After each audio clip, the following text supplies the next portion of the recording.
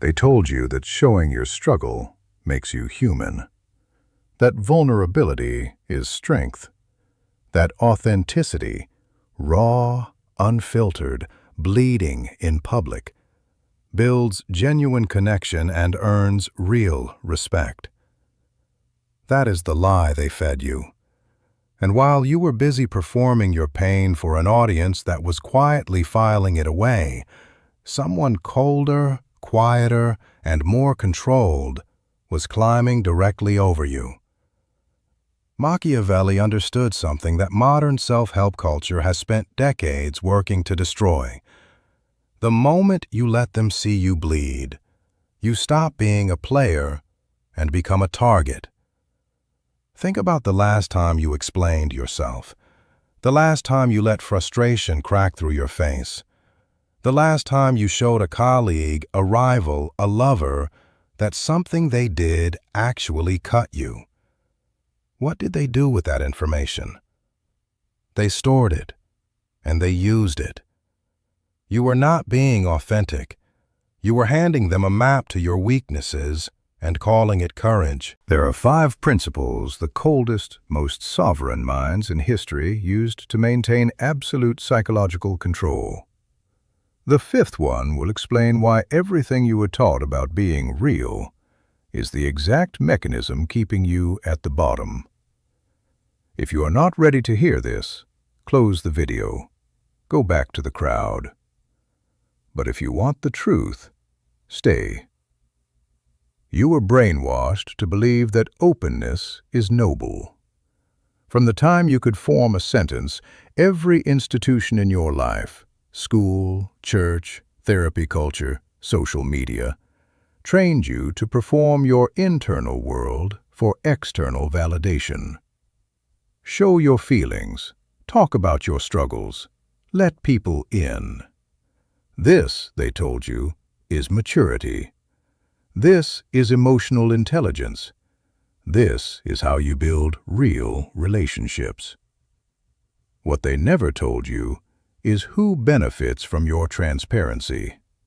Not you, them. Irving Goffman, the sociologist who spent decades studying human social behavior, described all social interaction as performance. In his framework of impression management, every encounter is a stage. The person who controls what the audience sees controls the outcome. The person who breaks character, who lets the mask slip, who shows the seams, loses the room. Every single time. Machiavelli said it in The Prince with the precision of a blade. Everyone sees what you appear to be. Few experience what you really are. Not a suggestion, a law of power. Appearance is reality. The performance of control is control. Because in the arena of human perception, what people believe about you determines exactly how they treat you. And if they believe you are struggling, if they see the cracks spreading, they do not rush in to help you. The 99% circle the wound. Robert Greene understood this when he wrote The 48 Laws of Power. Law 4. Always say less than necessary. The man who explains too much, reveals too much, justifies too much, strips himself of mystery and power in the same breath. You become readable, and readable means exploitable. I am going to show you the 5 principles of psychological sovereignty that the most dangerous, most composed figures in history lived by. But be warned, applying these will require you to kill a version of yourself you have been taught to be proud of. The average man cannot tolerate silence. The moment tension enters a room, he fills it. With words, with explanations, with justifications that strip him naked in front of the very people he is trying to impress. This is not honesty. This is anxiety dressed as openness.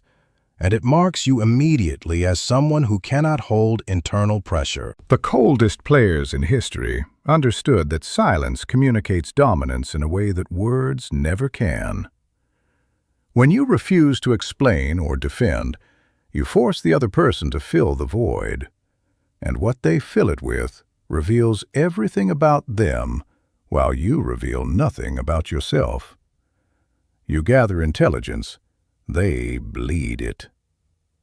Cosimo de Medici, the man who built the most powerful banking dynasty in Renaissance Europe without ever formally holding political title, never made public declarations of ambition. He moved in shadows. He spoke carefully, rarely, and with surgical economy. Florence was his empire, and almost no one alive at the time could articulate precisely how he had constructed it. That was by design. That was the weapon. Practical instruction. The next time someone challenges you, insults you, or attempts to destabilize you socially, do not respond immediately. Look at them. Hold it for 5 full seconds. Let the silence breathe. Then speak slowly, or do not speak at all. Watch what happens to their composure while yours remains untouched. The silence you hold is a fortress. Why would you tear down your own walls? Every piece of pain you expose is a weapon someone else can pick up and use. 99% of people do not understand this because they were taught that shared suffering builds trust. And sometimes in private, in carefully chosen relationships, it does. But in public arenas, in professional hierarchies, in social competition, your visible struggle is a signal. And that signal says, here is where I break. Paul Ekman, the psychologist whose research on microexpressions trained FBI interrogators and influenced the study of deception for 3 decades, demonstrated that emotional leakage is nearly impossible to fully suppress. But here is what his work reveals to the sovereign. You cannot hide every flicker from a trained eye, but you can absolutely control the macro narrative. You control what you say, how you carry your body, what story the room constructs about you. Queen Elizabeth I understood this at a level most modern leaders will never reach. She ruled England for 45 years through executions, religious wars, foreign invasions, and the constant contempt of a political class that believed a woman's throne was an insult to order itself. She never let them see the doubt. The mask was absolute. In public, she was the virgin queen, immortal, untouchable, forged from iron. Behind closed doors, she wept, raged, and feared. History knows this. Her court did not. And her court was the only arena that mattered. Practical instruction. Conduct a ruthless audit. Identify 3 people in your current life to whom you have shown visible struggle in the last 90 days. Ask yourself, did that disclosure shift your position with them? Or did it quietly transfer power in a direction that served them and not you? Ruthless honesty required, because what comes next cuts deeper still. When you fail, and you will, because the sovereign is not immune to failure, only immune to the display of it, the recovery must happen where no one can see it. The average man collapses visibly and recovers visibly. He needs the audience for both. He needs witnesses to the fall so the comeback feels earned. This is the psychology of the crowd, and it keeps him a performer, not a sovereign. Psychologists describe behavioral consistency as a cornerstone of identity-based stability. When your public behavior remains constant regardless of your internal state, others cannot calibrate their strategy around your cycles of weakness. You become unpredictable in the most powerful way, not erratic, glacially stable. Napoleon Bonaparte violated this principle at a fatal moment. After the Russian campaign of 1812, one of the most catastrophic military retreats in European history, he returned to Paris visibly diminished. The scale of the catastrophe could not be masked. His allies read the weakness and began recalculating their loyalty. Within 2 years, the empire was finished. Not because he failed, because they saw it. Failure is survivable. Visible failure, the kind that resets the perception of every person around you, is the knife between the ribs. Practical instruction. Build a recovery protocol. When a setback lands, your emotional architecture will want to broadcast the damage within the first 24 hours. In those 24 hours, go dark. Reduce contact. Do not post. Do not confide widely. Let the storm run its course internally. Then re-emerge on your timeline, on your terms, showing nothing. The glacier does not announce the crack. It moves in silence until it cannot be ignored. Comment below, I move in silence. Here is where most people misread this philosophy. Sovereignty does not mean you feel nothing. It means you choose what you display, when you display it, and to whom. The gray rock method, used in clinical behavioral psychology to disengage from high conflict and manipulative personalities, operates on a precise principle. When you offer no emotional reaction, you offer no fuel. The predator requires your response. Your panic, your visible anger, your tears, these confirm that the attack landed. Remove the confirmation, and you remove the reward. But the opposite application is what the truly dangerous understand. Controlled anger, deployed with precision at the chosen moment, is one of the most effective dominance tools in human interaction. Not raw, reactive anger, surgical anger. The kind that says, I have been patient, and now I am choosing to let you see the edge. Machiavelli wrote in The Discourses that the prince who is always gentle will be taken for granted, and the prince who is always fierce will be hated. The man who masters the transition between the two controls the room absolutely. Cosimo de Medici used this with devastating effect.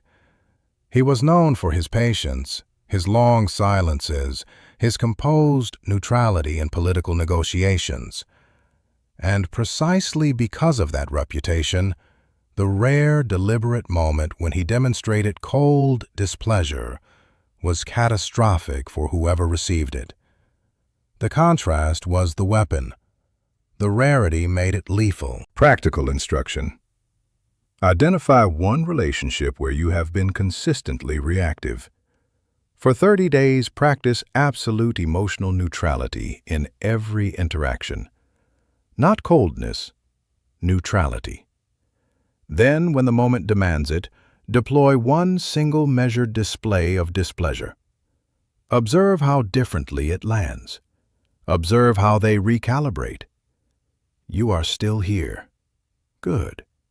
The fragile one's already left. Everything comes back to this.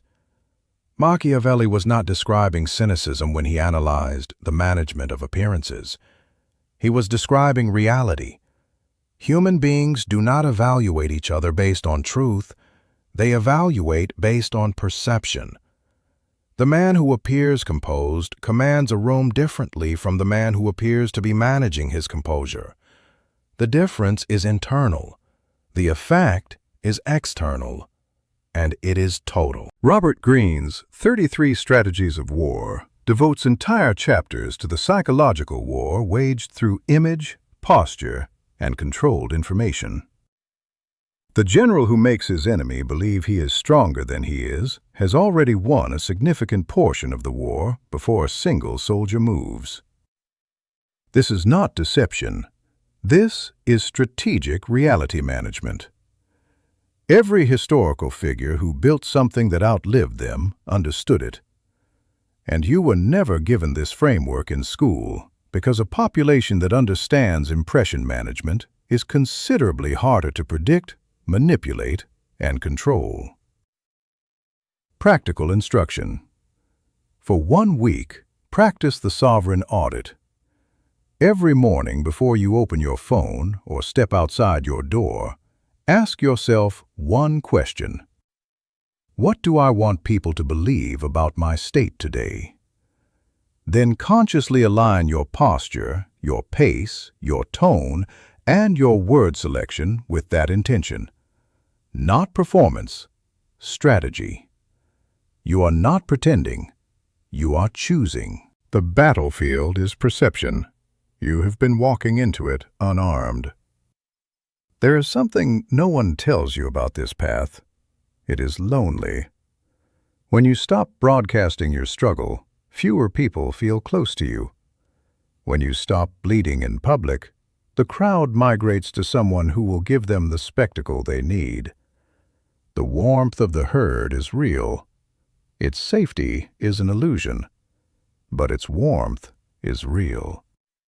And when you step away from it, you feel the cold. The wolf does not run with the flock. He watches it from the ridge in the dark. And there are nights when even the wolf questions whether the warmth was worth losing. Niccolo Machiavelli wrote The Prince in exile.